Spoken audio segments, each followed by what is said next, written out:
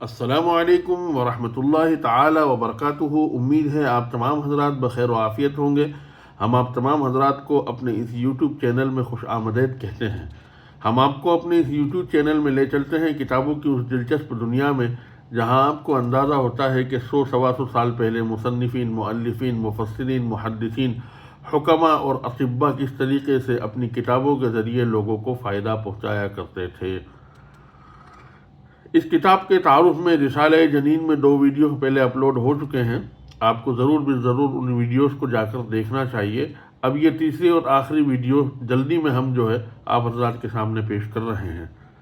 یہ 8واں باب ہے، باب 8واں امراض اطفال کے بیان میں، یعنی بچوں کی بیماریوں کے بیان میں۔ یہ بہت ضرورت ہے کہ ہم اس کو دیکھیں، سیکھیں، سمجھیں۔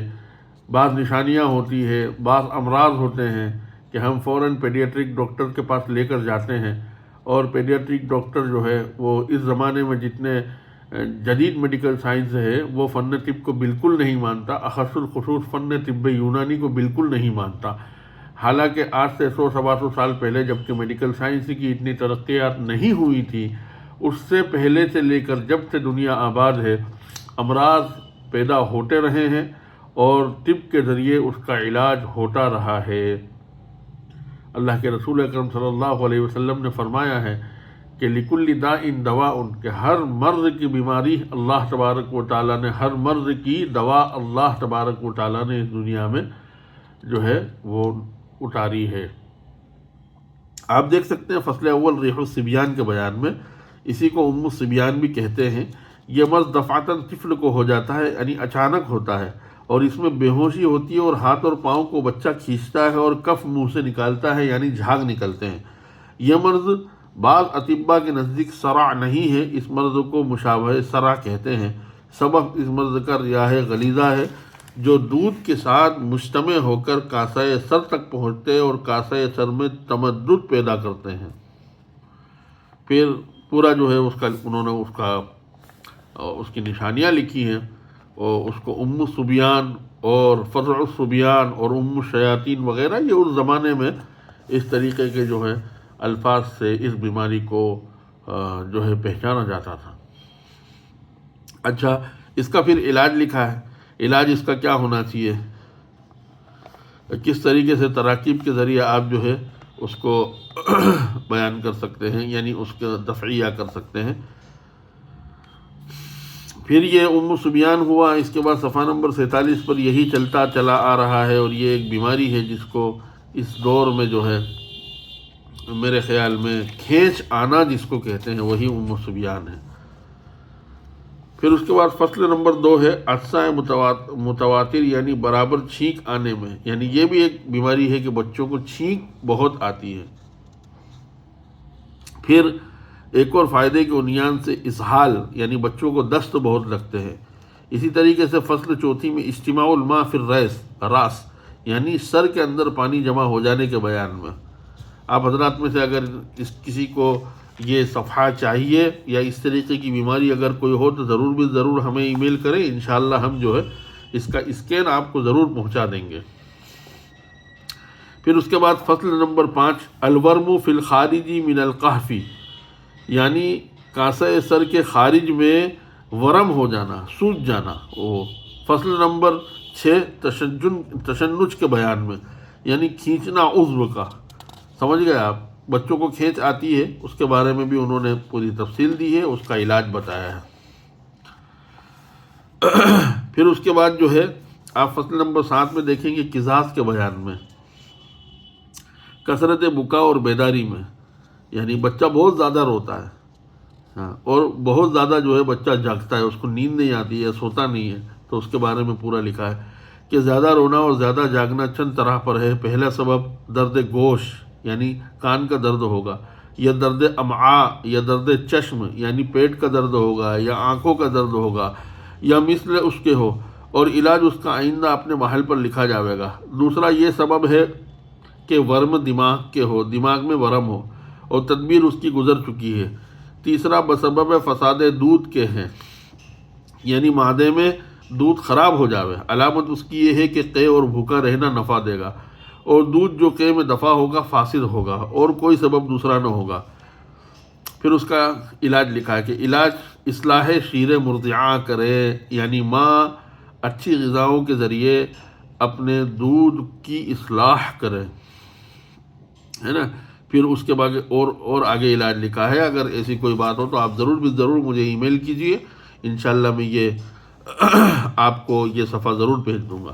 پھر فصل نمبر 9 میں الفزع فی النوم کے بیان میں، یعنی خواب میں ڈرنے کے بیان میں، یعنی بہت سارے بچے چونک کے اچانک اٹھ جاتے ہیں، معصوم ہوتے ہیں، زبان سے بول نہیں سکتے، اور اکثر اور بیشتر مائیں جو ہے اس سے پریشان رہتی ہیں کہ ان کے بچے نیند کے اندر اچانک ڈر جاتے ہیں، چونک کے جو ہے اٹھ جاتے ہیں۔ اس کے بارے میں جاننا چاہیے کہ طفل سوتے میں خواب ہولناک دیکھ کر ڈرتا ہے۔ نمبر 1 یہ تو ہے کہ اگر کوئی بچہ خواب دیکھے تو وہ ڈر کے اٹھ جاتا ہے اور اس سبب سے بیدار ہو جاتا ہے، اور یہ چند قسم پر۔ پہلی یہ کہ کسی چیز مخوف کو حالت بیداری میں دیکھا تھا، یعنی کوئی خوف دلانے والی چیز، مثلا اس بچے نے کوئی کریہ المنظر کوئی شخص کو دیکھ لیا، یا اس آج کل کے زمانے میں اگر دیکھیں تو یوٹیوب پر اس قسم کے ڈرامے اور آتے ہیں کہ اس میں بھوت اور پریت اور چڑیلیں وغیرہ دکھائی جاتی ہے، تو جو بچہ دن میں دیکھتا ہے وہی رات میں خواب میں دیکھتا ہے۔ کسی چیز مخوف کو حالت بیداری میں دیکھا تھا، اس کی صورت ذہن میں باقی رہی، اس کے سبب سے خواب میں بھی ڈرا۔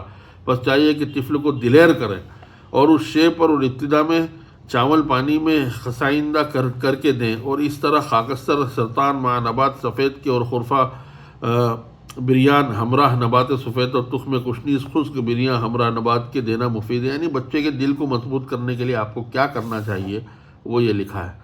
پھر 10ویں فصل جو ہے الفزع فی الیقظہ، یقظہ کے بیان میں، یعنی رونا بیداری میں۔ سبب اس کا یہ ہے کہ کسی چیز کو دیکھ کر ڈر گیا ہو، علاج اس کا یہ ہے کہ اس چیز پر دلیر کرے باوجود اس کا معدہ اس کا خالی ہو، دیکھ سکتے ہیں آپ، ٹھیک ہے۔ پھر اس کا اور علاج اس کا موافق الفزع فی النوم سے کریں۔ فصل 11 زکام اور نزلے کے بیان میں۔ فصل 12 وجع الاذن کے بیان میں، یعنی کان کی درد کے بیان میں۔ اکثر بچے کو درد گوش ریحی یعنی کان کا درد ہوتا ہے تو وہ ریحی اور طوبی ہوا کرتا ہے۔ علامت اس کی یہ ہے کہ طفل بے سبب روئے گا اور بے قراری کرے گا، اور اگر درد زیادہ ہوگا تو ہاتھ اوپر کان کے رکھے گا، اگر ہاتھ کان پر رکھ کر سہلا دے یا اس پہلو سلا دے درد کان کا ساکن ہو جائے گا اور آرام معلوم ہوگا۔ سمجھ رہے ہیں آپ؟ کان اگر بچہ کان پہ ہاتھ رکھ کے روتا ہے، وہ ظاہر زبان سے بول نہیں سکتا، تو کان اس کا سہلا دے ہوئے اور سہلا کر اس کو اس بھل سلا دے ہوئے، یعنی جس کان میں درد ہو اسی پہلو پر اس کو سلا دے ہوئے، تو انشاءاللہ کان کا درد یہ دفع ہو جائے گا، اس کو علام معلوم ہوگا اور سبز رنگ کا آئے گا۔ اور براز یعنی کہ اگر واقعی اس سے ہے تو آپ کو اندازہ ہوگا کہ جب وہ بچہ براز کرے گا یعنی پیشاب پاخانہ کرے گا تو وہ سبز رنگ کا آئے گا۔ پھر اس کا علاج بھی اس میں انہوں نے لکھا ہے۔ اسی طریقے سے حکۃ الاذن کے بیان میں، یعنی کان میں اگر کھجلی ہو رہی ہے تو کیا ہوگا۔ سیلان الرطوبہ من الاذن کے بیان میں، یعنی کان سے بچے کے پیپ یا خون بہے تو اس کے بارے میں ہے۔ انتفاخ العین کے بیان میں، آنکھ کا نکل آنا۔ رمد یعنی آشوب چشم کے بیان میں، یعنی جس کو آنکھ آ جانا کہتے ہیں، اس کے بیان میں ہے۔ پھر آگے بیاض الاحداق کے بیان میں، یعنی سفید ہونا سیاہی چشم کا، یعنی آنکھ کی پتلی کا سفید ہو جانے کے بیان میں۔ سلاک کے بیان میں، ٹھیک ہے۔ احول کے بیان میں، یعنی بھینگا ہو جانے کے بیان میں، یعنی بہت سارے بچے بھینگے ہو جاتے ہیں بچپن میں، یعنی ان کی ایک آنکھ کی پتلی اوپر ایک نیچے یا ترچھی ہو جاتی ہے، تو اس کا علاج ہے۔ التصاق الجفن کے بیان میں، یعنی اس کی جو پلکیں ہیں وہ سو کے جب اٹھتا ہے تو وہ چپک جاتی ہیں آنکھوں سے، تو ظاہر ہے کہ اس کا بھی علاج بیان کیا ہے۔ زرقہ کے بیان میں، ناک بند ہو جانے کے بیان میں۔ اسی طریقے سے منہ آنے کے بیان میں، چھالے بچوں کو ہو جاتے ہیں۔ لذع لثہ کے بیان میں، ٹھیک ہے۔ ورم لثہ کے بیان میں، ورم حلق کے بیان میں، دیکھ سکتے ہیں۔ بہت جاندار اور شاندار یہ کتاب ہے، 130-31 سال پرانی، اور اس کے اندر یہ ساری بیماریاں اور اس کی علامتیں اور اس کے علاج لکھے ہیں۔ استراخ اللحات کے بیان میں، یعنی کوے کے ڈھیلا ہو جانا۔ سعال یعنی کھانسی کے بیان میں، بچوں کو کھانسی ہو جاتی ہے، بہت زیادہ پریشان رہتے ہیں، تو اس کے کیا یونانی علاج ہیں، حکمت میں اس کے کیا علاج ہیں وہ بیان کیے ہیں۔ فصل نمبر 30 ذات الریا یعنی ڈبے کے بیان میں. ورم ہو جاتا ہے پھیپھڑے میں، یہ مرض اطفال کو اکثر ہو جاتا ہے، اس کو پرانے زمانے میں ڈبہ کہا جاتا تھا. یہ مرض سوء التنفس کے بیان میں. بلغم یعنی بلغم سر سے سینے پر گرتا ہے، یہ مرض ضعیف الصدر کو اکثر ہوتا ہے. ٹھیک ہے نا. فصل نمبر 32 بہت سارے بچے سونے میں خراٹے لیتے ہیں، اس کے بیان میں. سوتے میں خراٹوں کا بیان.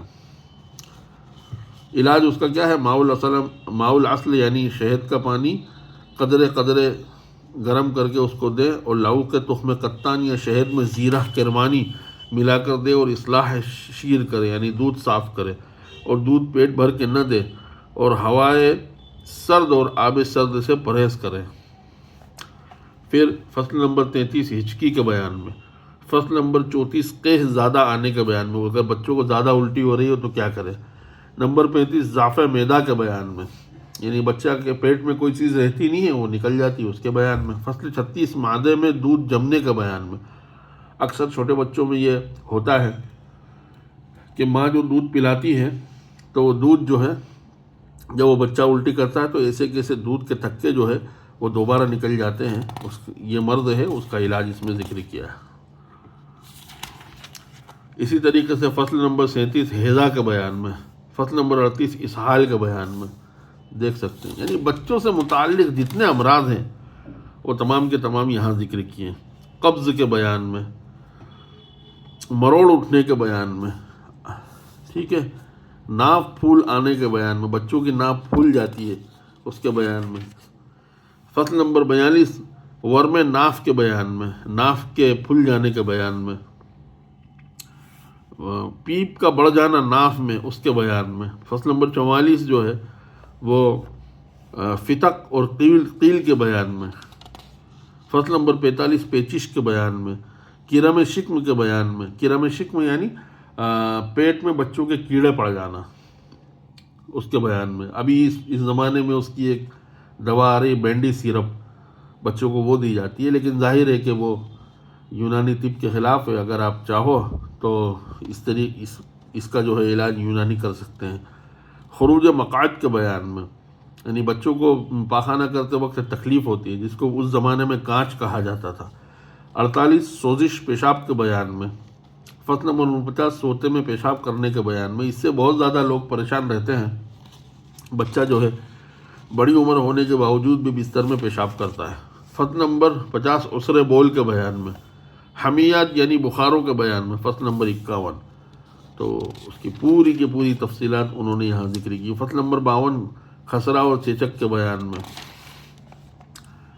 تو دیکھ سکتے ہیں آپ اس طریقے سے انہوں نے جو ہے پوری تفصیلوں کے ساتھ ذکر کیا ہے. فصل نمبر 53 حمیقہ یعنی پھپھولے کے بیان میں. فصل نمبر 54 دانوں کے بیان میں، بچوں کو دانے ہو جاتے ہیں. فصل نمبر 55 صعفہ کے بیان میں، یعنی دانوں کی ایک قسم ہے جو سر اور منہ میں پیدا ہوتے ہیں. یہ تمام بدن پر بھی بسبب بند ہونے مسامات کے. جاننا چاہیے کہ اکثر بچوں کو جو ہوتا ہے وہ صعفہ رطب ہے اور اس کو شرینج بھی کہا جاتا ہے. تو 58 جو ہے انہوں نے مسوں کے بیان میں، دانت کے بیان میں ذکر کیا. باب 9 مرضعہ کے بیان میں، یعنی جو ماں ہے وہ دودھ پلائے گی تو دودھ پلانے کے اس کے کیا طریقے ہیں، اس کے بارے میں پوری تفصیلات ذکر کی ہیں. فصل نمبر 2 حال مرضعہ کے بیان میں. مرضعہ یعنی دودھ پلانے والی عورت، کیا کیا اس کو کھانا چاہیے ماں کو، وہ سب ذکر کیا. اصلاح شیر کے بیان میں، یعنی کہ اگر دودھ بچوں کو صحیح نہیں جا رہا ہے تو دودھ اگر غلیظ اور خراب بو کا ہے تو چاہیے کہ جو ہے کس طریقے سے اس کو کرنا ہے، وہ سب بیان کیا ہے. زیادتی شیر کے بیان میں، یعنی دودھ زیادہ ہو اس کے بیان میں. تمدد اور سخت ہو جانے پستان کے بیان میں. بہت ساری بیماریاں ہیں جو ماں کو، زچے کو، خاص طور پر مرضعہ کو پیش آتی ہے، وہ ذکر کی انہوں نے. باب 10 متفرقات میں. باب فصل اول گھٹی کے بیان میں. فصل دوم دودھ چھڑانے کے بیان میں. مدت طبعی کیا ہے اس کی، دودھ چھڑانے کے پرانے طریقے کیا ہوا کرتے تھے، وہ ذکر کیے. فصل نمبر 3 محافظت اطفال کے بیان میں، یعنی بچوں کی کس طریقے سے حفاظت کرنا چاہیے اس کے بارے میں.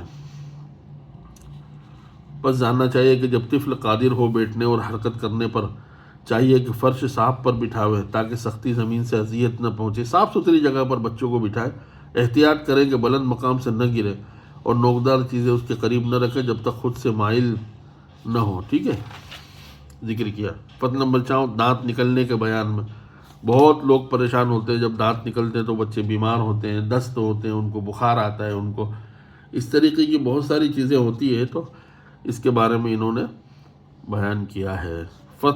نمبر 5 تدبیر کلی اطفال کے بیان میں، یعنی کلی تدابیر جو بچوں کی حفاظت سے متعلق ہے اس کو پوری ایک فصل انہوں نے ذکر کی ہے۔ جاننا چاہیے کہ مزاج طفل کا بہت نازک ہوتا ہے، بس علاج میں ان کی نہایت احتیاط کرے، اور جو چیزیں کہ قوی الاثر ہے اور طبیعت کو ان کی تکلیف دیتی ہے ہرگز استعمال نہ کرے جب تک کہ ممکن ہو کافور قطعا نہ دے۔ اسی طریقے سے جو مفرط الحرارت اور مفرط البرودت ہو اور حموضات سے منع کرے، خاص کر وقت پینے کے دودھ کے، تو پوری اس کی انہوں نے ذکر کی ہے۔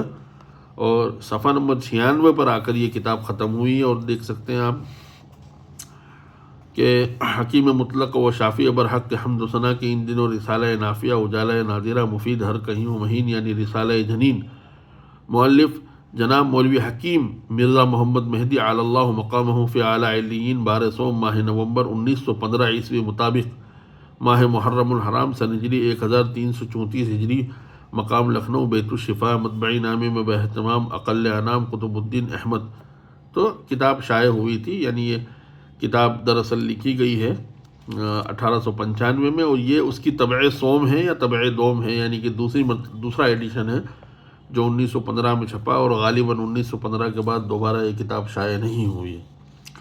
اچھا، یہاں آپ دیکھ سکتے ہیں کہ رسالہ جنین میں بعض وہ چیزیں، ظاہر ہے کہ اس زمانے میں جو ہے مشینیں نہیں ہوا کرتی تھی، تو بچوں کی حالت، اس کی کیفیت، اس کے بارے میں چند تصاویر جو ہے وہ اگرچہ یہ چھپی ہوئی ہے لیکن یہ تصاویر بنی ہوئی ہاتھ سے ہے، کمپیوٹرائز نہیں ہے۔ تصویر جنین کی حمل میں مع تصویر رحم و دیگر متعلقات دیکھ سکتے ہیں آپ، تفصیل کے ساتھ انہوں نے تصویروں کے ذریعے اس کو واضح کیا ہے، اور یہ پوری تفصیل ذکر کی ہے کہ بچہ کس کس طریقے سے رحم مادر سے باہر نکل سکتا ہے، کبھی ہاتھ نکلے گا، کبھی پیر نکلے گا، کبھی سر نکلے گا، 9 مہینے میں رحم کی کیا صورت ہوتی ہے، پوری تفصیل کے ساتھ انہوں نے ذکر کی ہے۔